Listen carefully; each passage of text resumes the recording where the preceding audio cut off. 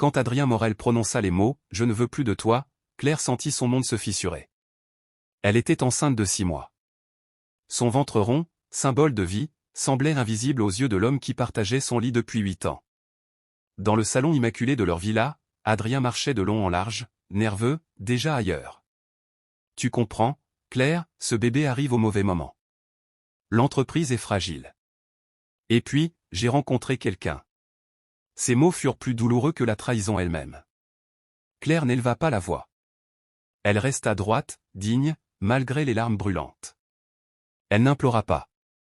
Adrien lui tendit une enveloppe, des papiers, déjà signés. Divorce. Silence. Il lui laissa un appartement modeste et une pension minimale, persuadé qu'elle disparaîtrait de sa vie comme une page tournée. Il ignorait une chose essentielle, Claire n'était pas seulement son épouse. Elle avait été son ombre, son cerveau discret, celle qui relisait ses contrats, anticipait ses décisions, calmait ses crises. En quittant la villa ce soir-là, une main sur son ventre, Claire murmura à son enfant. Il pense que nous sommes faibles. Il se trompe. Dans le reflet de la vitre, son regard avait changé. Ce n'était plus celui d'une femme abandonnée. C'était celui d'une femme qui se souvenait de tous les mois passèrent. Adrien se maria rapidement avec Léa, jeune, brillante en apparence, mais étrangère au monde impitoyable des affaires. Au début, tout semblait lui sourire. Pourtant, quelque chose se dérégla. Les partenaires devinrent méfiants. Les contrats furent retardés. Des clauses mal comprises coûtèrent des millions. Adrien s'énervait. Il dormait mal. Il se demandait parfois pourquoi tout semblait si simple avant. Il ne se doutait pas que Claire observait. Installée dans l'ombre, elle reprenait contact avec d'anciens collaborateurs, investisseurs, juristes. Elle n'attaquait pas. Elle écoutait. Elle notait. Elle savait où les failles se formaient, parce qu'elle les avait autrefois réparées. Elle mit au monde un garçon. Elle l'appela Julien. Adrien ne vint pas à l'hôpital. Cela scella quelque chose en elle. Claire reprit ses études de finance en ligne, compléta ce qu'elle savait déjà. Elle créa une société de conseil sous un nom neutre. Personne ne fit le lien. Ses analyses commencèrent à circuler dans les cercles fermés où Adrien avait régné. Un soir, en lisant un rapport stratégique reçu anonymement, Adrien fronça les sourcils. « Qui a écrit ça » demanda-t-il. Le document décrivait exactement ses erreurs. Avec précision. Avec cruauté. Et avec une intelligence qui lui était étrangement familière. 3 ans plus tard, Adrien entra dans une salle de réunion vitrée pour négocier un refinancement crucial. Les créanciers attendaient. L'ambiance était tendue. Puis la porte s'ouvrit. Claire entra. Élégante. Calme. Assurée. Adrien blêmit. « Claire, qu'est-ce que tu fais ici ?» Elle s'assit en bout de table. « Je représente le fonds qui détient désormais 38% de vos parts. » Le silence fut assourdissant. Léa, assise à côté d'Adrien, ne comprenait rien. Claire déroula des chiffres, des graphiques, des clauses qu'Adrien avait négligées. Elle parlait sans émotion, comme une chirurgienne. « Votre entreprise est mal gérée. Mais elle peut être sauvée. À une condition. » Adrien sentit la sueur perler. « Laquelle ?» Claire le regarda droit dans les yeux. « Que je prenne la direction stratégique complète. » Ce jour-là, Adrien comprit qu'il avait sous-estimé la femme qu'il avait répudiée. Et qu'elle n'était pas revenue pour mendier. Elle était revenue pour diriger. Les semaines suivantes furent brutales.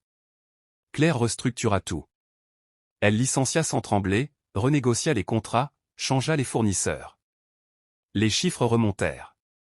Les investisseurs applaudirent. Adrien, officiellement PDG, n'était plus qu'une silhouette. Chaque décision devait passer par Claire. Elle connaissait ses faiblesses, ses habitudes, ses excès. Elle anticipait ses erreurs avant même qu'il ne les formule. Un soir, il osa lui dire « Tu fais ça pour te venger. » Elle sourit légèrement. « Non. Je fais ça parce que je suis compétente. » Elle imposa une clause inattendue, Julien, leur fils, serait héritier légal d'une partie majoritaire des parts. Juridiquement irréprochable. Adrien signa, acculé. Léa quitta Adrien peu après, effrayée par cette femme qu'elle ne pouvait ni manipuler ni comprendre. Claire, elle, restait imperturbable. Elle travaillait tard, rentrait embrasser son fils, puis recommençait.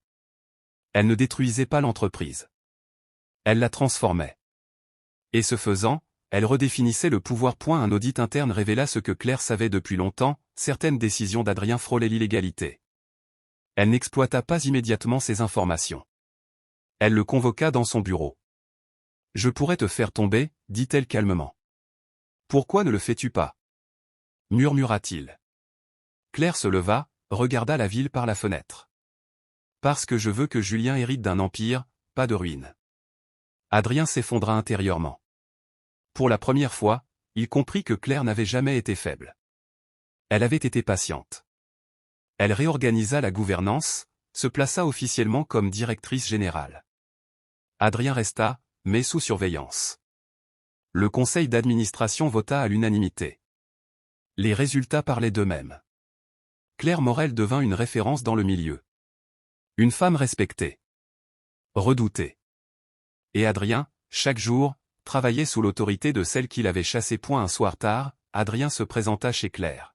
« Dis-moi au moins que tu m'as aimé, demanda-t-il. Elle réfléchit. Longtemps. Oui. Je t'ai aimé. Mais l'amour n'excuse pas le mépris. Elle lui montra une photo de Julien, souriant. C'est pour lui que je suis revenu. Pas pour toi. Adrien comprit qu'il n'y aurait ni retour en arrière ni pardon romantique. Seulement une vérité nue. Il quitta l'appartement en silence. Cette fois, c'était lui qui était exclu. 10 ans plus tard, Claire présidait un groupe international. Julien, adolescent brillant, assistait parfois aux réunions. Adrien, retraité anticipé, vivait loin des projecteurs. Claire avait gagné. Pas par la vengeance. Par la maîtrise. Un jour, Julien lui demanda. « Maman, pourquoi n'as-tu jamais détruit papa ?» Elle sourit. « Parce que le vrai pouvoir, ce n'est pas de ruiner. C'est de construire quelque chose que personne ne peut te reprendre. » Et dans ce silence apaisé, Claire sut que son histoire n'était plus celle d'une épouse répudiée. C'était celle d'une femme qui avait repris le contrôle de son destin.